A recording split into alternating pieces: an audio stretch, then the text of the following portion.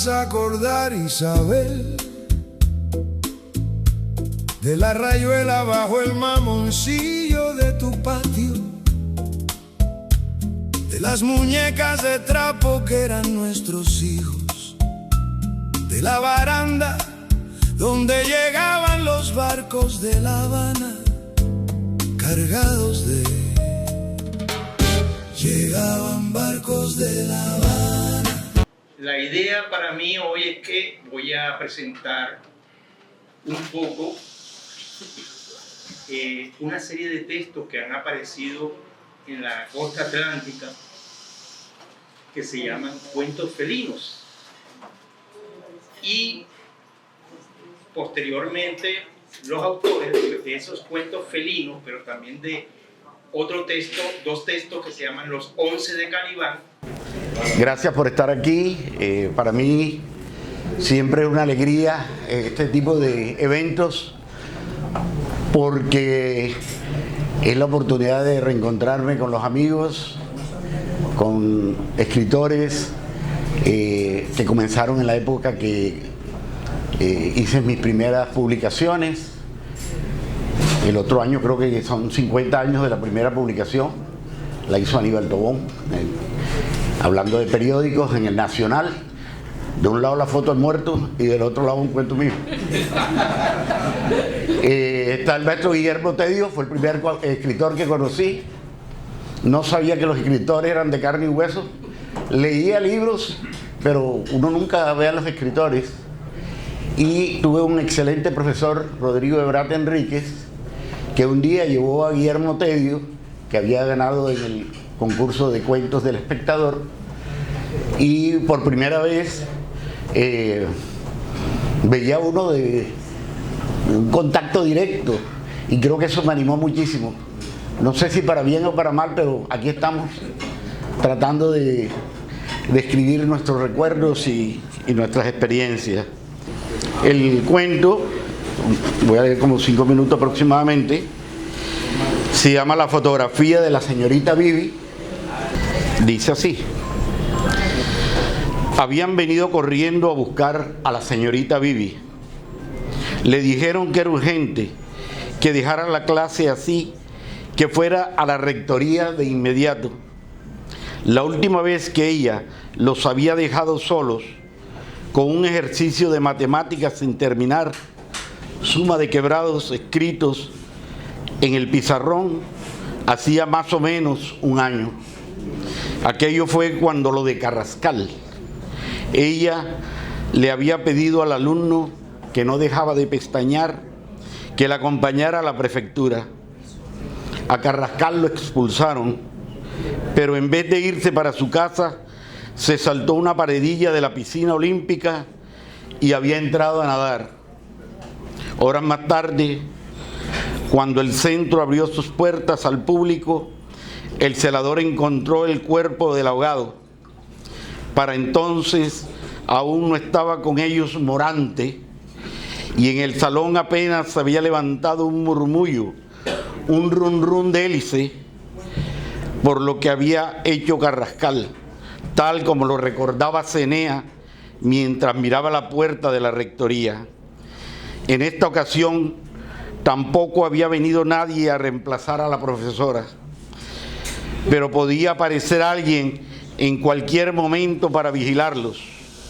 Había que aprovechar que el curso se había quedado sin la presencia de la señorita Bibi. Su ausencia se prestaba para el relajo, el desorden, la guachafita, que era lo que promovía Morante desde que llegó al colegio. Para esta eventualidad había sido asignado Cenea. Era una de las misiones que le había ordenado Morante cuando un día se fijó en él. Era el más pequeño, el más gordo, el menor de la clase, el foráneo, el que nunca pensaba en rebelarse, pues no quería recibir pellizcos, patadas ni cocotazos de quien decía qué hacer o qué no. Era una lección bien aprendida, esa sí que con sangre entraba. Morante había dicho, ordenado, que cuando estuvieran sin un profesor que los atendiera, Cenea debía pararse en la puerta y vigilar. Y en esas andaba casi todo el salón, confiados en la vigilancia de Cenea, que diera la voz de alarma si se acercaba alguien, si la señorita Bibi ya regresaba o cualquier otro profesor aparecía en la distancia, si llegaba a sonar la campana y había cambio de clases. No así Morante,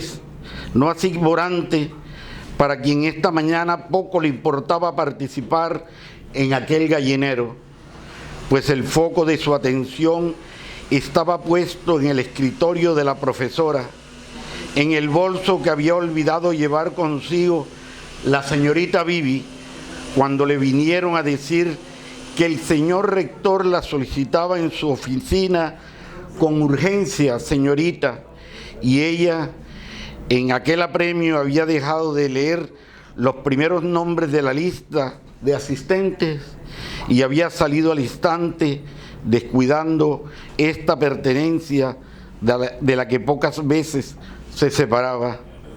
Aunque Cenea no fallaba en lo que se le exigía y ya estaba apostado en la puerta moviendo la cabeza de un lado para otro, Morante insistía en que debía estar alerta.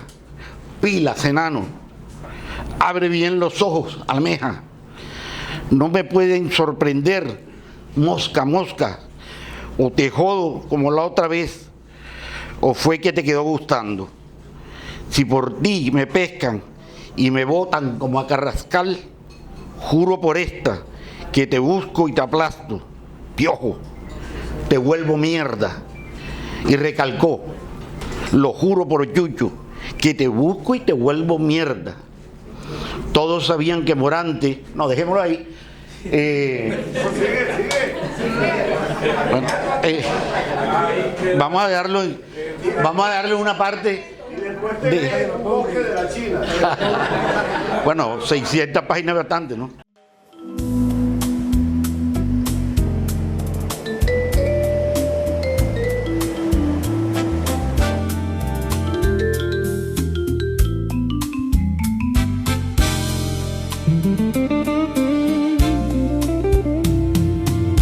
Que te vas a acordar, Isabel,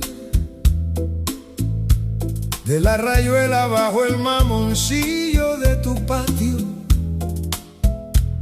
de las muñecas de trapo que eran nuestros hijos, de la baranda donde llegaban los barcos de La Habana, cargados de... Llegaban barcos de La Habana.